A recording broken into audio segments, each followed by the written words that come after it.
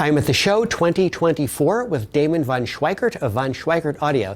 Damon, great to see you. Great to see you, Ron. Thanks for coming in. Tell us about the details of this Ultra 55 model. Okay, so this is our Ultra 55 with our foundation technology.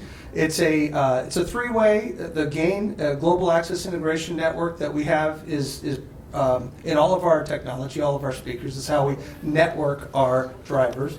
We also have the ambient inverse replication at the back, so there's a ribbon at the back. We're all about spherical waveforms and having a linear off-axis response. Now, what's interesting about the foundation on this one is it's a passive solution. But as you know, speakers measure great flat in a test environment, but once they get into a room, anything can happen. It can absorb bass, it can reinforce. So our foundation technology is, again, like I said, it's passive analog solution, but we take the high level off of your amplifier and it goes into our bottom pair of binding posts, which feeds an amplifier, which feeds the passive network, which feeds the front drivers. We do all of that to put a gain control on it. So now when you're setting up a speaker with this technology, you decide where in the room it's going to work best for you. It could be imaging, it could be aesthetics, and then you just dial it flat to the room. So not only are you going to get, with truly passive systems, you're going to get the best sound you can get in that room when you find that spot. Now you pick where you put it, and you get even better sound. So. How does this speaker differ from the VR55 Special Edition? Okay, so the VR55 is the VR55 Special Edition is very unique and special because it has this ultra mid-range. Prior to this, that model, the ultra mid-range was exclusive to the ultra line. So the cabinet is the same, the driver assortment is the same. What's different is instead of master-built reference wire and a lower parts budget of crossovers, which is what the 55 Special Edition has, the Ultra has the master-built Ultra wire all the way through, and then it also has a much larger parts budget for the network components. What are the sonic pros and cons of using different amplifiers on the woofer section? Well, okay, so we strive very hard, whether we're talking about a passive system that we make or a foundation system, to be neutral. It's very important to us. We use many different types of electronics to have different multifaceted views of our designs.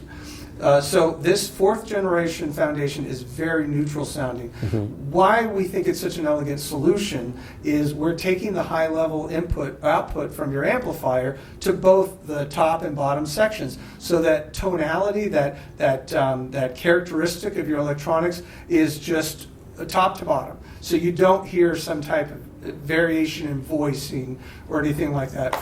It's a very elegant solution for your electronics. So you have an amplitude control, but we're controlling the amplitude of the signal that's coming out of the amplifier. Let's move over now and talk about the Shockwave Mk II. All right, sounds good. We are looking at the back of the Von Schweikert Audio Shockwave 12 Mk II. Tell us about the technology built into the subwoofer.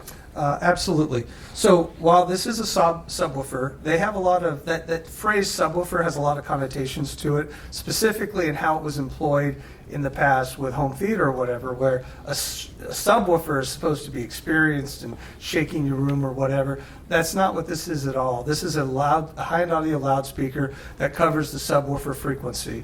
And in this room, what we're doing is, the nice thing is you can use it to reinforce or subtract.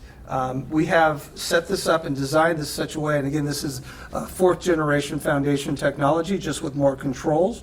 We give you a gain control, an LF cut or boost, crossover and phase, and also in here we have a Lundahl transformer, which isolates this from your electronics. If you see, we're taking a speaker level input. Mm-hmm. What we're doing is we're running off the bottom pair of binding posts. So in this room, we're getting fed by the JMF Lab amplifiers. And the signal's coming in here. And as you can see, I've run them out of phase, but I also have the speaker out of phase. It's facing the wall. And so I'm able to do 0 to 180 and then invert them and go 180 to 360.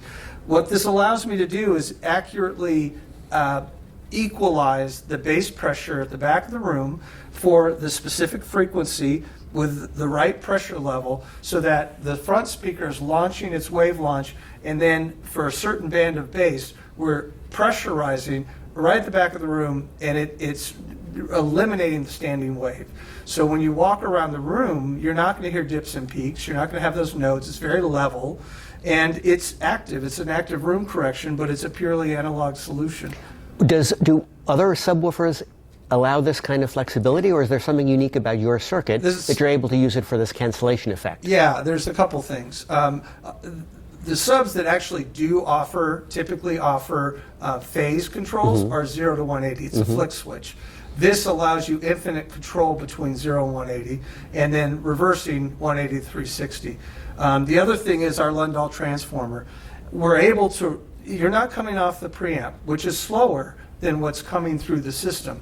This is actually fully integrated with the front speakers and the amplifiers, and so they're working in tandem. And that Lundahl transformer is important because depending on how you don't really need to know how your amplifier is grounded, and neither do we. You just plug it in, and you're isolated completely, so whatever grounding design was done with your amplifiers, it's not going to have an issue with these. Is the 12-inch driver in this the same exact 12-inch driver used in the Ultra 9? That's correct. Actually, the 9 and the 11 have 15s, but this is the same design type. It's just a smaller size. And are the electronics the same in the back of the Ultra 9 and 11? This is the new technology that we're doing in the current line of Ultra 9s and 11s, so same technology. And if somebody has an Ultra 9 or an Ultra 11, what does adding the Shockwave do for them sonically? Okay, so the beauty of the 9 and the 11 is that the subwoofers are mounted in the cabinet, so you can reinforce and cancel. Right, so if you have a bass-heavy room, you can cut that with the subs at the back of the room. In the case of the 11, they both have separate controls, one above and one below, so you can actually shape that wave. You might be cutting at the bottom and reinforcing at the top, depending on boundaries or what have you. But the beautiful thing of having subs at the back of the room is all the room correction that we're talking about, eliminating that standing wave. You get faster, tighter, deeper bass. You get better vocals when this wave is not coming back and distorting the next wave launch. So you're actually cleaning up a lot of noise in the system from the room. I like it, Damon. Thanks so much. Thank you so much, Ron. Enjoy the show. Thank you, too.